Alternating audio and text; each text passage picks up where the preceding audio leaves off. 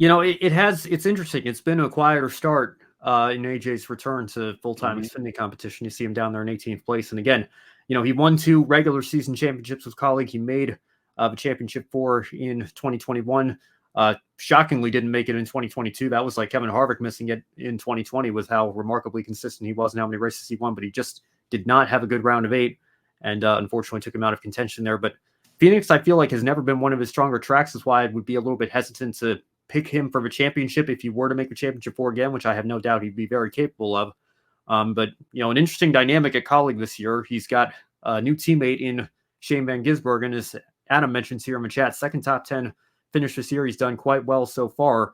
Brandon, we've been talking a lot on this show about SVG, and there he is up there again. On an oval, a style of racing that he has virtually no experience with. And here he is right there in the mix for a top 5 result there, very close to it.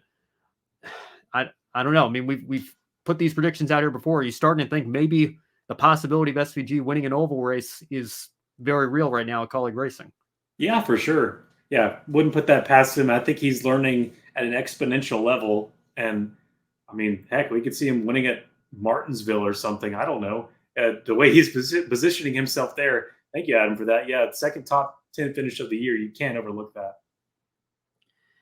Yeah, I got to say, I can't help but think back to, I think Kevin Harvick was the one that tweeted it out a couple of years ago, but, with no disrespect to JTG Doherty and Richard Petty Motorsports, but if Marcus Ambrose, who of course came from the supercars world as well, if he had some better equipment, probably would have lasted in NASCAR a little bit longer than he did. So, maybe we've started to underestimate these supercars guys a little bit here in their ability to adapt, not just to the road courses, obviously, but to the ovals as well. SVG has been thoroughly impressive here to start the Xfinity Series season. And of course, they'll be off at Bristol. This is the old Bristol Dirt race weekend. Of course, it's back on the concrete this year, but Xfinity didn't run that race when it was on the dirt. Only the Trucks and Cup Series did. So probably expect a little bit of a shorter show for us next week here, because I think it's only the NASCAR Trucks in terms of what we regularly cover here. So maybe we'll have to give our thoughts on the Cup Series or maybe do an open segment. We'll see.